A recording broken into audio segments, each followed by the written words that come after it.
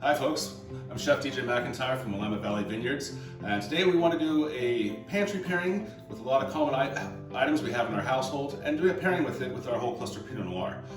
Growing up as a child in Montana, we had a lot of really cold, snowy winter nights where we were kind of all stuck into the house. And so I wanted to bring to you guys a recipe that is dear to my heart, grew up with it as a child, and I just want to share it with you guys because it really uses a lot of items that we find in our pantry.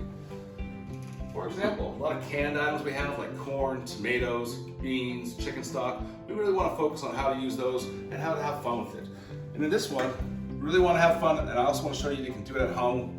And we're going to do about that glass of wine is about how long it should take to hopefully get this whole recipe done. I've already pulled out a few items. We've got some ground beef, we've got two types of beans, and really in this one you can use any types of beans. For example, I've got Harvest. You gonna be my kitchen helper today? All right.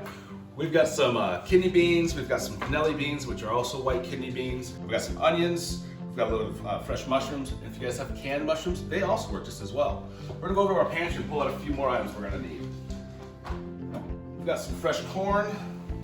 Always have these lying around and never know what to use them for. It's just basically a concentrated tomato paste. We're gonna use a little bit of that today also.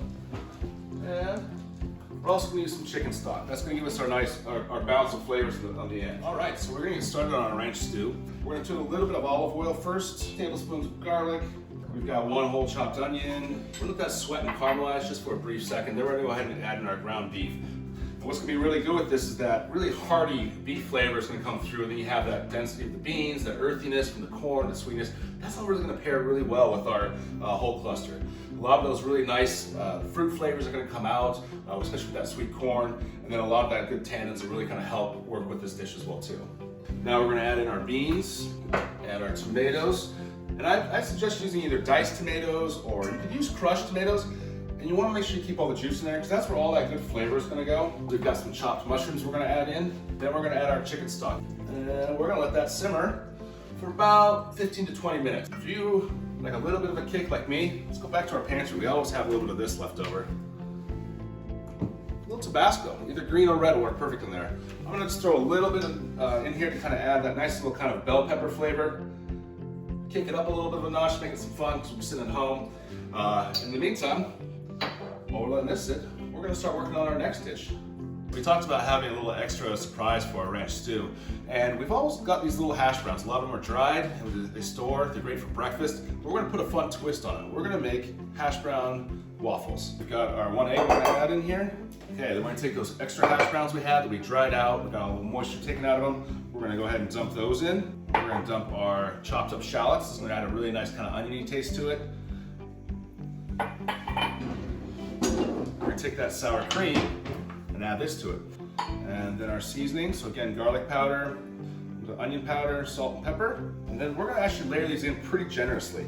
We wanna make sure that we're getting all the sides in there, but you wanna leave it about, I'd say almost ½ inch thick. We're gonna close that up, and that gives us about 15 minutes to check on our stew that's cooking. Work on that glass of wine we're still working on, so cheers guys. Our soup is done, our hash browns are done. We're gonna pull out our ranch stew. I'm gonna ladle this in. It's been cooking for about 20-25 minutes. Right now it's been reducing down, getting some really nice aromatic flavors in here. It's kind of like a chili, but you can treat it more like a stew. We're gonna finish garnishing it here with a few other toppings.